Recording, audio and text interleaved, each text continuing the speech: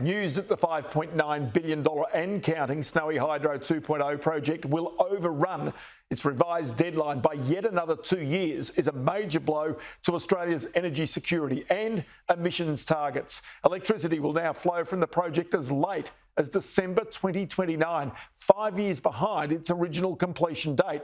The result is that energy security will be compromised, driving prices up further. Yesterday, we played part of our interview with Snowy Hydro's former chief executive, Paul Broad. Here's that full interview. Ross, the heart of the problems is the lack of transmission. Even if we had 2.0 built right now, it'd be no use to us because we can't get the power out. And the transmission lines will not be built until 27. So the fact that they're now saying first power 27 or late 27 and fully finished 28, in a sense is not something that worries me too much because having built it, you need the transmission lines. What really worries me is the blowout in costs. That is at the heart of my greatest concern. The contractor is on a performance-based contract. They have to deliver, and they were expected to mitigate, to put in place increased productivity to get the project back within the reasonable time schedule. So it worries me that they're not doing that. It worries me when I hear that there's costs coming at us, and it worries me that the enforcement of the contract, which is at the heart of the relationship, the contract, may be not as strong as it should be. Okay, tell me about Clough Engineering, because the Perth-based contractor did collapse during this process. Has that actually set things back at all? Oh, that is a problem. I mean, Clough are a really good company, actually. They're owned by the South Africans, and I was very keen to get an Australian-based company involved right from the start, and Clough people are outstanding. The people on site down there from Clough and the Italians and the Snowy guys are just wonderful people.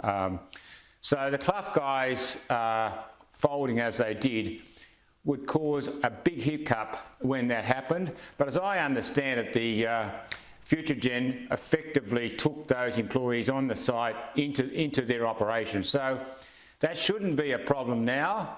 The Clough had outstanding people, so I'm certain that the Marco and Pietro, the guys on the FutureGen, would have embraced them.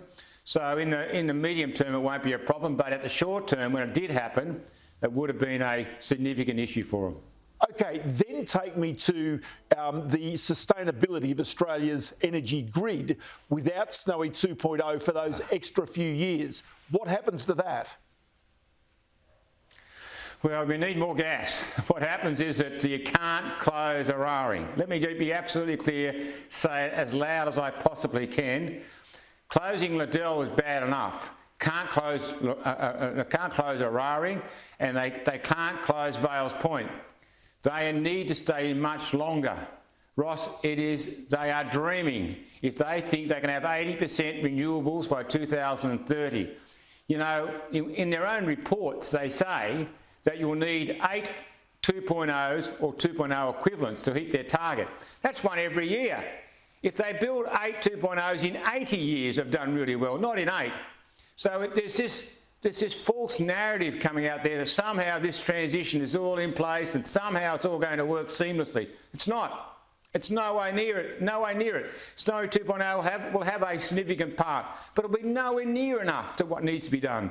And the transmission lines that need to be built, man, you've got to build lots of gas plants. The short-term answer, if you want to start closing the baseload powers, you're going to need lots of gas. You need to access it. And Dom Perrottet's moves before he left office to get Narrabri up. Daniel Andrews in Victoria has got to come to terms with the fact he's going to need gas more than anyone. Victoria's the one staring into the abyss. I mean, these issues will come at us and will knock us around. The economy will falter as a result. We need to get in front of it, and we need to be having the honest conversations, not just a political narrative throwing rocks at each other, but rather a hard look at the reality we're dealing with and what that means ultimately for the economy, the energy for which we've had a comparative advantage for the last 40 years, now lost. Cost structures are going up, and the implications of that for the performance of the economy will be significant.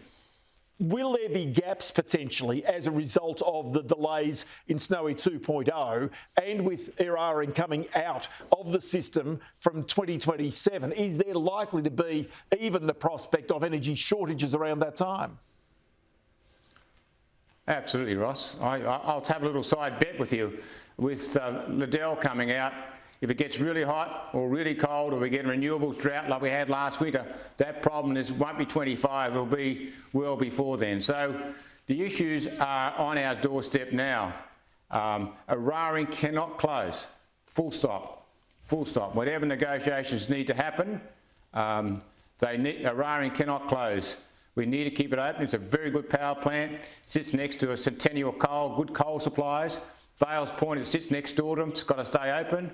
Piper up in Lithgow's got to stay there. You know, we can't, you know, when you think about this for just 2 seconds, Liddell was supplying Tomago aluminium up here in the Hunter. Tomago uses 10% of all the state's electricity. Where's that coming from now? Well, it's coming out of the market. Well, if we get 10% more in the market we can deliver, well, some days we do, a lot of days we don't. And what happens when you don't? Well, you need all these other alternative energy sources which just are not there. So we are staring to the abyss, and trying to get a honest, rational conversation about that is very difficult at the moment. Okay, then take me to the actual transmission itself. You spoke about that earlier in regards to Snowy 2.0. Is it just a matter of the cost of building them? Is it actually getting access across land? What is it that's actually preventing those transmission lines going in as quickly as they need to? Access across land, Ross. From day one, we kept telling Transgrid down the mountains, you've got to have a conversation with the farmers. You can't, your farmers need to be rewarded for taking these lines across their properties. They need to be rewarded at the same rates as those at the wind farms that have been built down there. So there is, unfortunately, it was done very poorly at the start.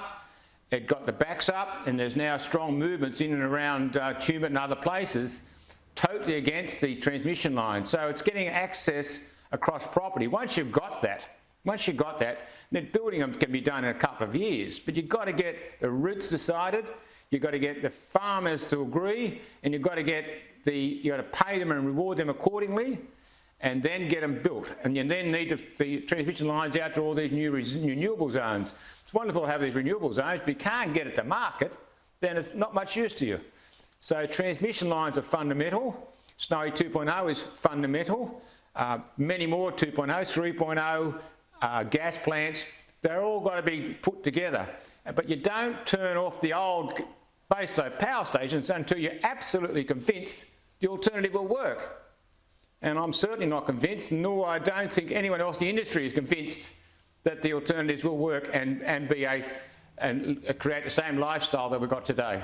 I'll tell you what, Paul Broad, it's always good to talk to you about these things. It's practical, it's knowledgeable, and it's really to the market right now. Former Chief Executive of Snowy 2.0, Snowy Hydro, Paul Broad, many thanks for your time. My pleasure, Ross.